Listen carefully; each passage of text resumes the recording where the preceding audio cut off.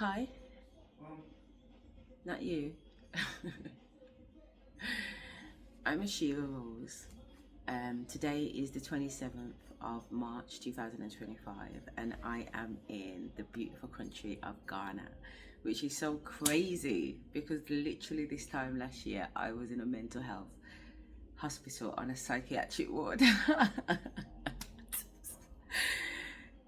So it's so crazy because I literally just had a smoke on the veranda and I made some frothy coffee and I was out there listening to something and the word breaking chains came up and I thought, you know what, something just says to me, let me just slap on the Christian tune, break every chain. And as I did, and I was listening to it, and I actually listened to it twice, I just there was an awareness because probably about 2 weeks ago when I was back in the UK, I was lying on my bed and I was actually, I had a download and a message was telling me that that basically it's over. The witchcraft, the energy harvesting, the generational curses, everything. They say to me it's over and I was like, nah, I ain't had the sign. I have not had a confirmed sign from God. So even though I appreciate the download, I know there will be a significant shift in me to make me know, yeah, I eat that. Because trust me, the struggle has been real, man. And the burdens have been fully phenomenal to carry. But I tell you something, I'm so grateful for every single lesson because it truly has been a blessing. I've been on my knees, I've been on my belly, crying, you know what I mean? I've been in some situations that really, truly almost had me fucked up. But I come through every single time. The divine is wonderful, man. The divine is real. The divine is real. I am a true testimony of God's work at play. And I'm telling you, he don't play. He don't play. So, this time last year while I was in a psychiatric hospital, the Almighty was telling me that I'm coming back to Africa. I was convinced I was leaving the madhouse and going straight to the airport. Listen to me. I'm talking about leaving the hospital with my suitcase and going straight to the airport and jumping on a plane back to Africa. That's how convinced I was when the Almighty was telling me, this is just a stop shop. You're on a mission. I've got some things I want you to sort out in this psychiatric ward with these people. And then me and you will bounce. Don't worry about nothing. I never worried one single day when I was in the psychiatric ward. I had no concerns about my freedom. I had no concerns about my mental health in that respect. I knew everything was okay. It was just my human side of my eyes, what my eyes could see. Every now and again, I got it's almost like a little matrix reality check. Like I spend so much time in the spiritual realms that every time I get my realization is waking up in the matrix. Oh fucking hell, I'm in the psychiatric ward. Fuck. And then back out again. You know what I mean? Spiritual, no worry about nothing, man. Lie down and sleep, man. This is B&B, bed and breakfast. You ain't got no picnic to worry about. You ain't got no work to worry about. You ain't got no bills to worry about. Just chillax. You know what I mean? So that's what it was. So obviously there was scary moments. Obviously there was moments of concern. Obviously there was moments of illusion. Obviously there was moments of mad interaction with staff and patients on the ward. I had some scary ass experiences, both in the matrix world, as in the physical realm, the mental realm, as in the 4D conscious realm, and also the spiritual realm, and then some rounds that I'd never even been to or knew about at the same time. You know what I mean? Honestly, the things I saw this time last year, it's like it's been going on. It's been going on for It's been going on for years, if I'm completely honest. 2022, the beginning of January, February, I was off my trolley. I was off my trolley, mate. I had 5 kids that I was raising. I was in divorce court every single month. I was homeschooling. I had a job. I was on my hustle, doing my own, trying to raise 6 businesses. The Almighty gave me 6 businesses. He had me up at 2 o'clock in the morning, writing out these business plans for these businesses, and he was like, yeah, that's what I need you to do. And that's what I've been on. I've been on my grind, trying to get the Almighty's work done while being being the underdog, getting shot, getting attacked, getting fucking all sorts. You get what I'm trying to say? In every single dimension around, on every single multi-universe level, man, I have seen myself being attacked and had to war it out. So I say that to say that this is my second time back to Africa this year in 2025. The Almighty brought me back to Africa on the 14th of February 2025 to the date that I was in Africa the year before. I'd landed in Africa on the 14th of February 2024. I got back from Africa on the 27th of February. I was in the madhouse by the 4th of March. By the 4th of March. Today is the 27th of February. I've just left Africa, reached home, so I did come. You know what I mean? So actually, I'm not in the madhouse just yet. I'm days away. It's crazy. You know what I mean? It's absolutely crazy. The Almighty has thrown me. You know when they say you're going to walk through the valley of the shadow of death? You know, going to court every single month, representing myself. I didn't have a solicitor. I didn't have a barrister. I didn't have legal aid. I didn't have any legal secretary. I didn't even have one judge on my side. Not even the fucking court clerks were on my side. They all hated me. They all were gunning for me. They all were gunning for me, man. I swear to God, one of them told me she was gonna box me in my face. Imagine a court official. I'm gonna slap her in a minute. Who are you talking to, girl? And then as soon as I've addressed her behaviour, you should have seen a swarm of them get to the finger like they're coming for me. I said, yo, Mason, stand down. Stand down, Freemason. He said, I'm not a Freemason. I said, yes, you are. Freemason, how dare you come over here and lie? He ran over to the desk. I said, this woman just told me she's going to slap me in my face. He ran from Quaker over there to run over to the counter to say, no, she didn't. No, he's going to literally bare-faced lie in the flipping courthouse. And he's a registered judge. Solicitor. Barrister. Sorry. This is the audacity these people think that they can go on with, you know. The woman knows that she just told me she's going to slap me in my face. The staff around her heard her say she's going to slap me in my face. So where the hell does this man come from? Defending this woman, saying no, she never. In the courtroom where there's goddamn witnesses. Is he mad? In the courthouse. I put it on him, man. I stuck it. I said, listen, demon. Next thing you know, I said, be gone. He just back. There was about 40 people. The court's got lots of floors. We're on the first floor. We walk in, I'm laughing, because I've already done my prayers downstairs in reception. I've already stamped down my foot. I've already got my parchment paper under my foot. And I've stepped over the threshold. So I've already started casting out these rituals that they're going on there with me. You understand me? The Almighty is directing me and telling me what I need to do and what I don't need to do. So by the time I've got up to the first floor now, all you're seeing is about 40 actors. If you know, you know. Because as far as I'm concerned, I'm on a Truman show. I'm on a Truman blood clot show. And nothing but video cameras and monitoring spirits and monitoring spirits. And I see everything. I see absolutely everything. I see everything, man. You know, so I'm there. My life, the Truman Show.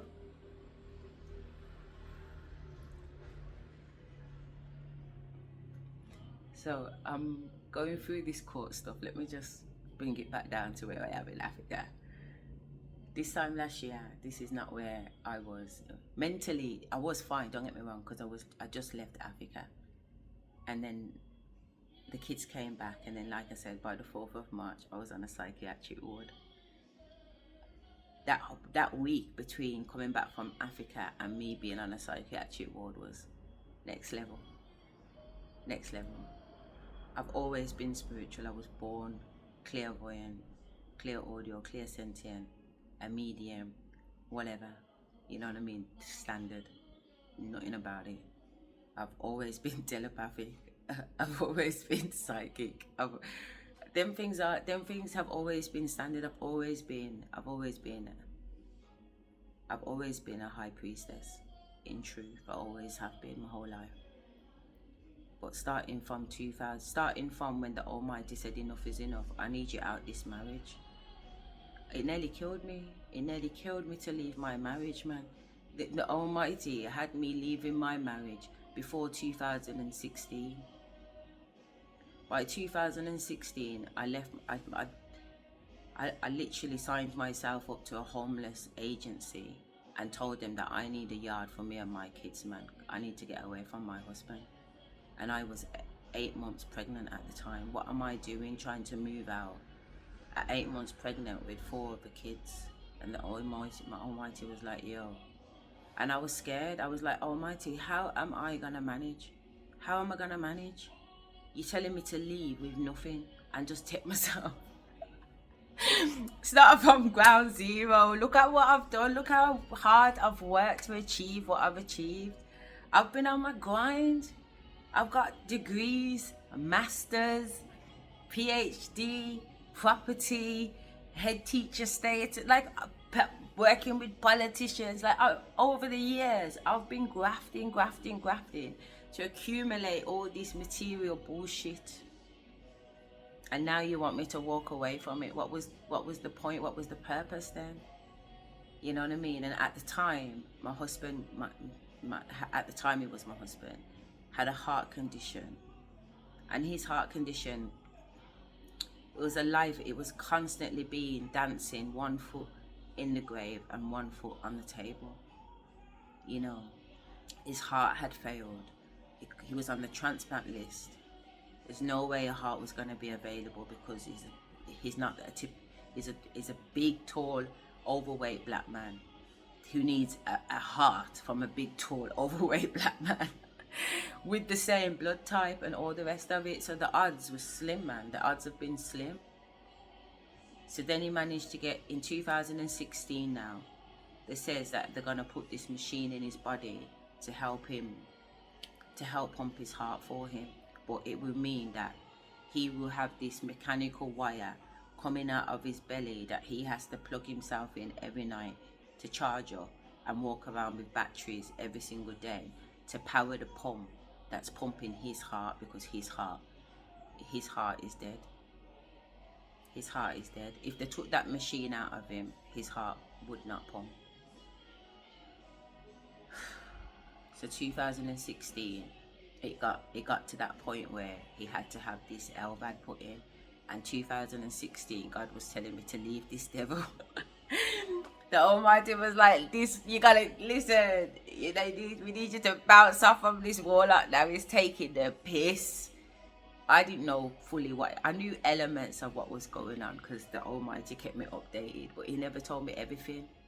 But I had feelings, you know what I mean? But at the same time, I was on a mission. I understood that too, you know. So 2016, when I signed myself up, he got sicker. He had to go into hospital, and they put this new machine inside of his body.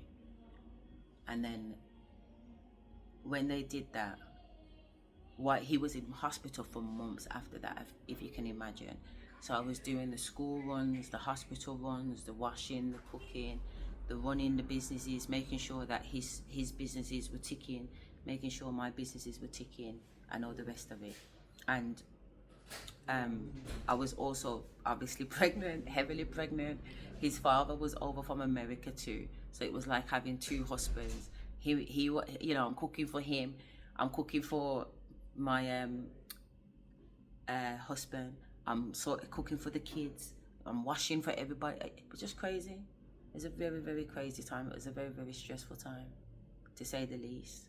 And I remember I'd filed the paperwork about the moving, going into homeless accommodation, and I must have got a call from my my ex-husband's brother's baby mother, and she was like, I've just had some documents land on my desk. And I said, yeah. And she said, yeah, I work in housing, so I'm just, I'm coming to let you know that I've just been handed your application, and I've just read through your application. Are you telling me that's what you've been going through down at that house with that man?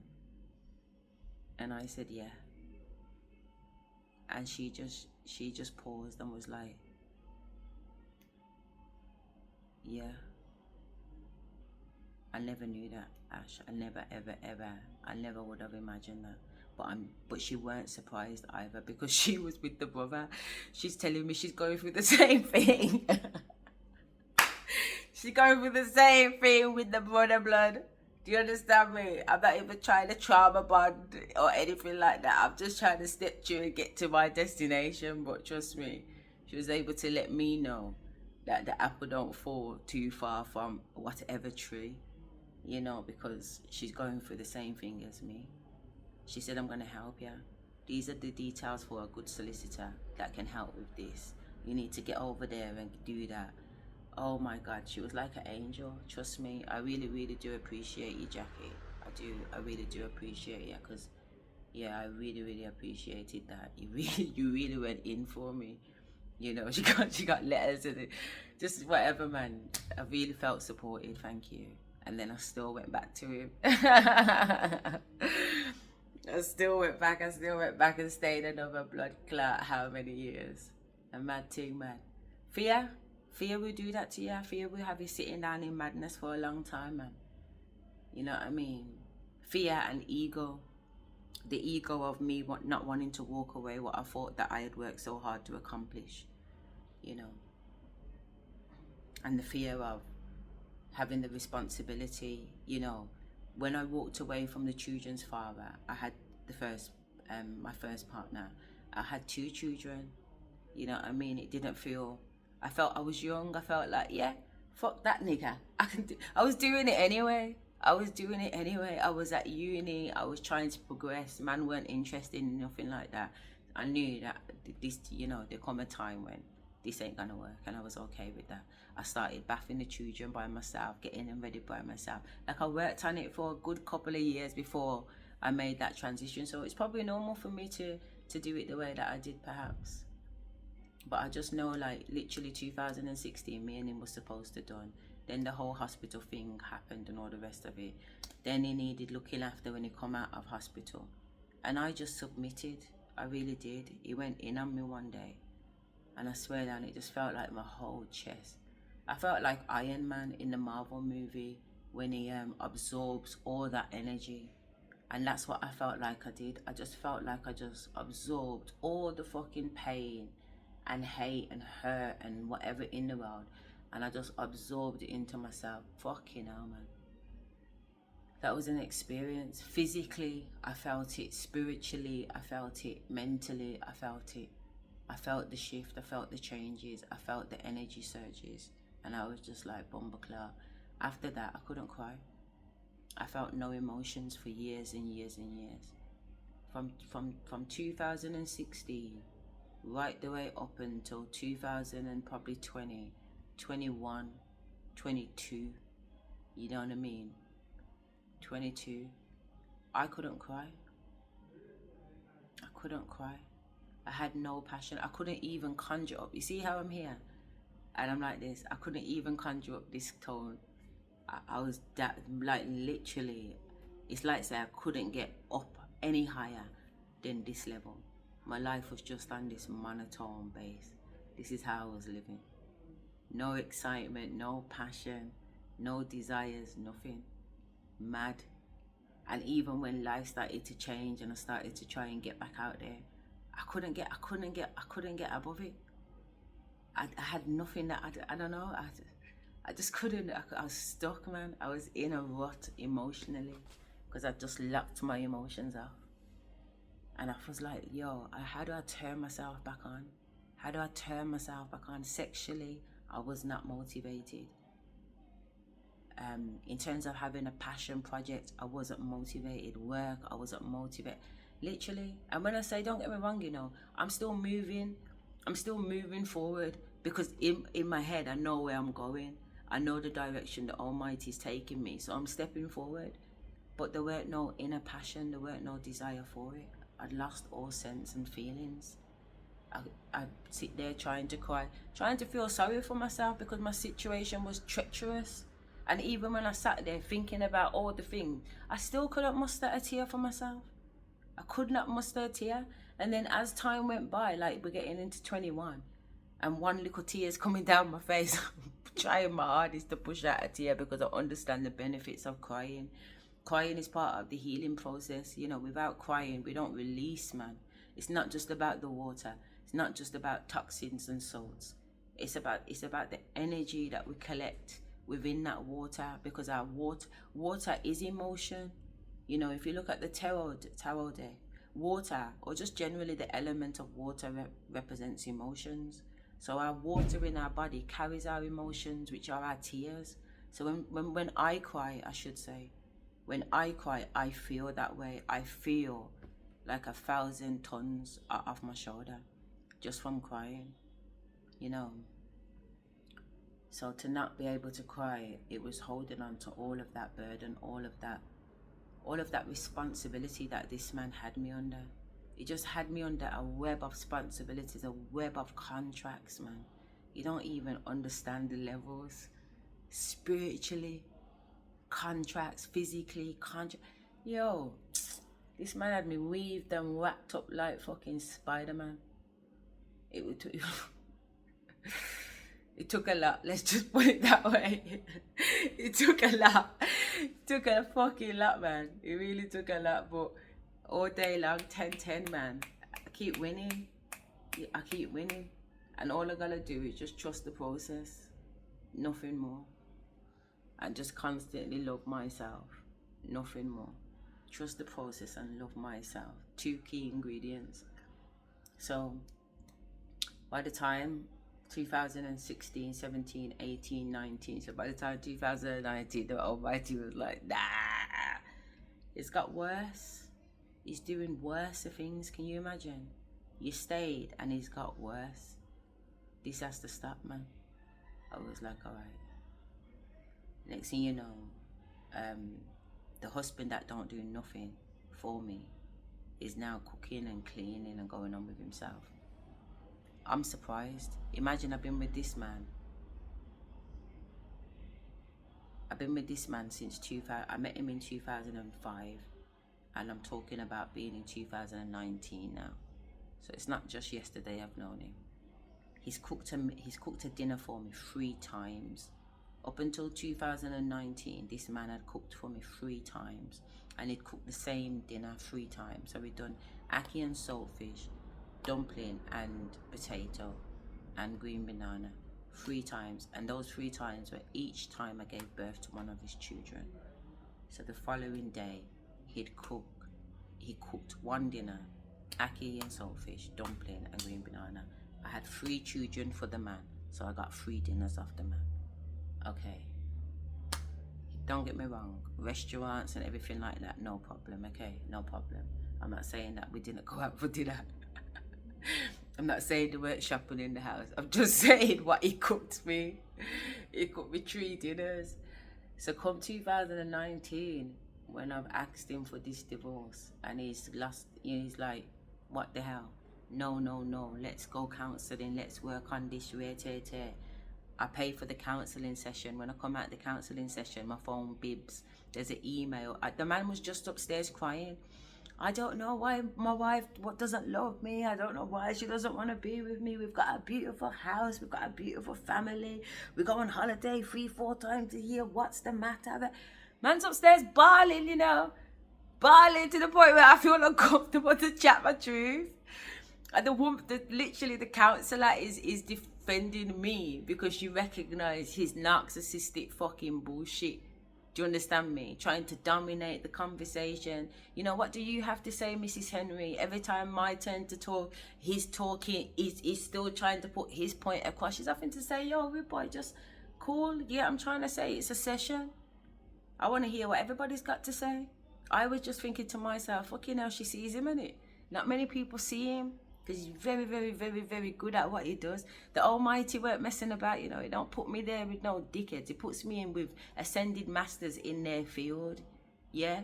The warlocks he's put me with since my ex-husband have been very much high-ranking warlocks. They're not the typical types, man. They're not your average Joeys. These niggas are skilled. Not too skilled, though. You know what I mean? But I've got to give them credit. But, you know, I say, are you a worthy contender? You know what I mean? We'll see. So, don't get it twisted. He's very, very good at what he does. You don't see it. Trust me. You don't see it. Or at least he thinks you don't anyway. So, yeah, you know what? I don't want to kind of... I didn't really necessarily turn on this video to be talking about my ex, but I was just kind of giving you some background that in 2016, I was supposed to leave him. I didn't. 2019 came around again. I was just explaining to you that he said no to the divorce. Let's go for counselling. He did what he did in the counselling.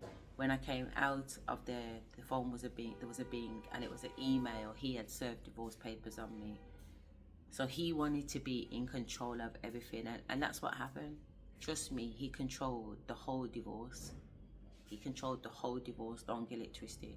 I pulled tricks out of the bag. I pulled tricks that have probably never been pulled before. I had to get creative with it because he had the core on lock. He had the core on lock, man. You know what I mean? He had the police on lock. He had shit on lock. I have to say. You had the city on lock, rude boy. You had the city on lock, man. But I'm telling you, I had to come up with some tricks, man. The Almighty was like, yo, yeah. The Almighty was like, yeah. That's what you're going on with. Don't worry, man. We got something for you. We got something for you. So trust me, I've been surprised and surprised and surprised and surprised of these fucking rabbits and flowers and white hankies that have come out this Mary Poppins bag of mine, because honestly, I've not even known what was gonna come out of the bag. But every single time, it was the right thing that I needed. You know what I mean? It was like Ladybird. Is it Ladybird or Ladybug? The cartoon, Miraculous. Every time it gets a sticky situation, she always has something in that bag that she needs, and it's the truth, man. Always. So once I'd started that process of divorce, all of a sudden he's cooking, he's cleaning, he's doing all kinds of things. It's crazy. He's already filed for the divorce, and now he wants to be the best husband and help at all the things that I've been asking for his help. Because honestly, like, that literally all he did was take. All he did was take, man. Give her little crumbs, take. Give her a little bit of crumbs, take.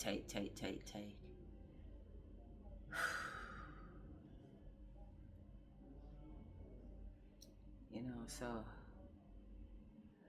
by the time it got to them times and my man's cooking, spirit was just like, don't eat nothing that he prepares for you. This man don't mean you no good. He's trying to poison me through the food. He's not feeding me because he wants to rectify, because he's already filed for the divorce. If you filed for a divorce, it means you don't want to be with the person. So if you've already publicly made it known that you don't want to be with me, why would you now be cooking for me when you did have me, you never cooked at all for me? Make it make sense. Spirit's like, don't yam the food. Don't yam the food. I wouldn't take nothing from him, blood. Even right now, I wouldn't take nothing from him like that. You're mad. He don't mean me no good. He's jealous of me. He's a female entity in a male body. A Jezebel. A Jezebel spirit is in him. is in his dark feminine energy. He's more gyal than me. I lived with a man that kept me in my masculine energy the whole time, had me as a provider, minding him. And then he's masking in a male body, acting like it's all him. You know when they say behind every strong man, there's a strong fucking woman. That strong man is a fucking pussy hole, harvesting the energy of that woman. That's what's going on, because any strong man has his woman next to him. A strong man don't need a woman behind him because he don't need support. He gets his support from the Almighty. He stands on his own 2 feet, 10 toes down, not rests his back on his fucking woman like a crutch. You know, enough of these men out here are in feminine energy. If you've got a man in your yard going on like a fucking bitch, you can't get in the mirror because he's in the fucking mirror. You can't sit on your settee because his foot's cocked up playing PSP and he ain't paid no bills or contributed to nothing in a while. Them deadbeat ones, nah. Get them out your life, mate. Get them out your life. They're always on about women are gold diggers. There is no such thing as a female gold digger. There is such thing as a female who understands that the balance of energy is that in order for her to be in her divine feminine energy, she needs to not have to worry about the things that a divine masculine is supposed to be worrying about, aka providing and protecting. If I didn't have to spend all those years providing and protecting the things that I could have manifested and accomplished in my feminine energy, I don't know where I would have been today. I don't know where I would have been today, because I just told you this time last year I was in a madhouse, and since then I've been Africa twice. I've set up. I'm set in the UK. I'm set in Africa. In less than whatever. I've published 3 books on Amazon. I've written 6 more books. I've set up 2 online businesses. I've got funding. Bab, I come out the madhouse last year, and look what I've been able to do in the last 12 months. Look what I've been able to do since 2019. Look at all the things I've accomplished since 2019, just having myself to deal with and my pitting them. And when I say myself to deal with, I mean when I get the opportunities to put my energy into me, to sit in my own feminine energy. I'm a wondrous creator. I'm a wondrous manifestator. I'm a wondrous alchemizer. I'm a wondrous projector when I'm just allowed to just be. So imagine having somebody next to me that's pouring into me.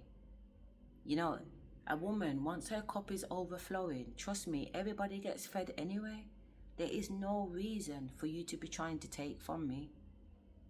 And I'm telling you now, my ex-husband is not the only male-female entity I have come across and encountered. There are many, many, many of them, and many of them are in the spiritual arena, pretending that they're high priest when they're not. They're not high priest. Just like the women ain't high priestess. It's sexual energy they're harvesting off people. It's spell work and rituals they're harvesting off people, going on like it's them. They're walking around in false skins. Demons walking around in avatar skins, going on like they're divine, going on like they're one of us. They're not one of us. My husband, ex-husband, is not of me. We are not of the same. We are not of the same.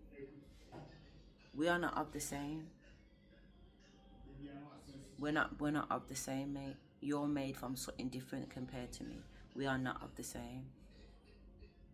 And what I will say is that I don't know at what point, whether that was from day one, including past lives, we are not the same, or if there was a transition that occurred. But I know that I didn't meet him by chance.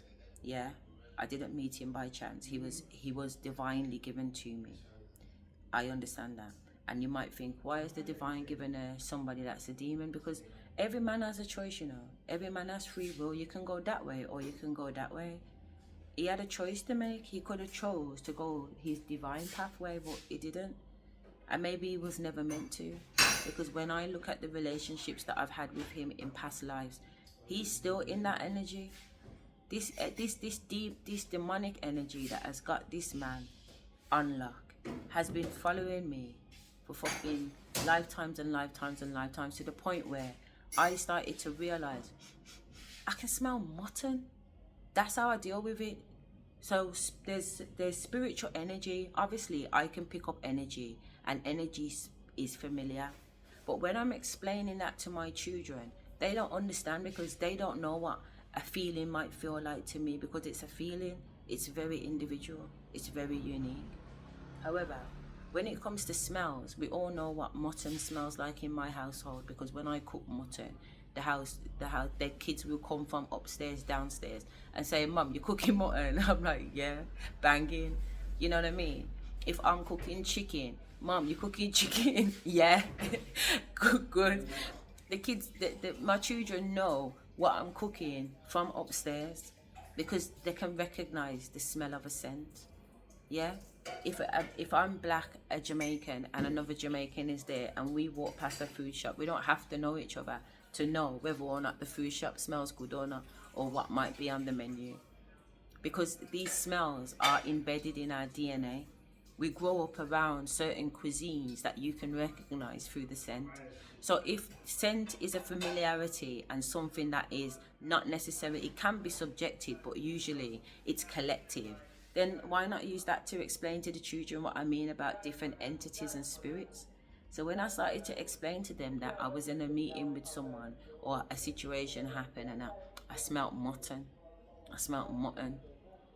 they know mutton is the entity that follows their father and their stepfather. You know what I mean? He's mutton and chicken, to be fair. You know what I mean? Just depends. So I'll say it now. A person that I've met that has supposed to have nothing to do with my ex-husband smells like mutton. If I can smell mutton, I know something in a something. You understand me? Because I shouldn't be smelling mutton on you. Why can I smell mutton on you? Who are you hanging around with that smells like mutton? I don't deal with mutton. You know what I'm saying? So that tells me don't fuck with that person, because energetically that feels similar to my ex-husband. That's warlock energy. That's demon energy. That motherfucker's an undercover op. Don't fuck with him. So even before the downloads from the Almighty tests me to know, can I identify a op? Yeah, I can. Absolutely, sir. No problem, sir. Absolutely. That's your mission. Do you accept the mission? Oh, fucking hell. Is that the mission? Has he got the codes? If he's got I need to know if he's got the codes. So you know what the codes are, Almighty. So if he knows what the codes are and he can give me the codes to make me know that he's been sent in from you, then I accept the mission. You know what I mean? So I'll go on going until I hear them say something that I know I'm waiting to hear. Then we can begin. Then the game can proceed. The mission can proceed. Well, it's a game. Are you a worthy contender? Are you a worthy contender? I know who you are, and I know you know who I am. I know that you've come in here to stop my shit, to come put spanners in my works, to come try and mash up my thing. But it's okay, because I know that I'm here to do the same to you. So let's go. And I know that in the background, while I'm giving them nothing but love on top. So you gotta balance on it. You gotta balance your energy between these emotions that you're going through, because it's real. You know, when you take on the channel, the challenge, it's not a plaything. You still got to go in there. If you go in there and you do half a job, you get half a reward. So you better go in there and do a tough job. It's like an acting scene. You know that you gotta have this pretend sex, but it's being videoed, so you better put your fucking back into it. You know what I'm saying? Because it's going on TV. It's gonna be played on Hollywood movies. So you know the actors wanna, you know what I'm saying? You better put your back into it. Yeah, it's a bit embarrassing. Yeah, you got your ass out on show, but guess what? It's a job. It's a job. Get your job done. So that's what it is for me. The mission is a job. Get in there. Do your best. In fact, no, don't do your best. Do your best and then some. You know what I mean? 10-10 that bitch. Come out and pick up my goodies and my rewards. Did I do alright, Almighty? Asherah, you fucking smashed it, man. That's alright then. At your service, sir. At your service. Anything the Almighty wants me to do, it's done. I walk through the valley of the shadow of death every fucking day, it feels like. I come to Africa by myself. Came to Africa by myself. Met up with a spiritual group that tried to woo me. And imagine, I know they're wooing me because I'm having conversations with them 3 weeks before I even got to Africa. I already knew the play. So by the time I got there, I already knew who was here and what was going on. But I didn't know certain things. I didn't know my nan was gonna come in and take over my fucking body. I did know because obviously that's what got me in the fucking madhouse in the first place, challenging my nan. But I didn't know I didn't know I was gonna start talking African. I didn't know that I was gonna start doing ritual dancing. I did not know that some of these ritual dancings were gonna be in front of certain people. I just didn't fucking know what was gonna happen, but I knew some shit was going down, and I was prepared. Listen, fear, what fear? Going into court every single month for over 2 years straight and being in court for nearly 5 years. It ripped every single fear out of me. I used to quiver having to go into court. Why? Because one, the court is a demonic house. It's a demonic house anyway. It's very much rituals going on in there all the time. The energy, and as an energy being, I feel all of that. I feel the weight of that. I feel the pressure of that. I feel, don't get me wrong, I breeze through, but you know what I mean? Like, the reality of it is that it's there, cool. Then you got the people deliberately doing rituals because they know I'm on my way. You know what I mean? Plus they've been doing rituals on me. It's a moon cycle. It's a moon cycle. Every single month they're on the moon cycle, watching the moon. Oh, it's a full moon this month. Oh, it's a blood moon next month. You get what I'm trying to say? They're killing me, man, every single fucking month. They're trying to dumb my dance, man. And not having none of it though. The Almighty said, nah, touch not my anointed and do my prophets no bomber clot harm. You know what I mean? And he had to show me that every time I got to court, I'm quivering, my lips shivering. But by the time I step over that threshold, the Almighty's like, all I need you to do, Asherah, is step over the line. I said, yeah. I said, what about when we get up into court? And the judge is going on with himself and they're shutting me down and they won't let me talk and they're lying on me and they're twisting up the words and they're cutting me out and they don't put in my document. He said, don't worry. I just need you to step over the threshold.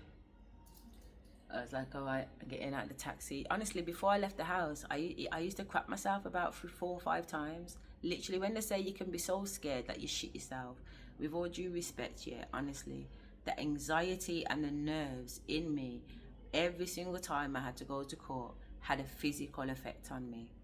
You know what I mean? Sometimes days before going into court, the anxiety levels, and I still had to push through.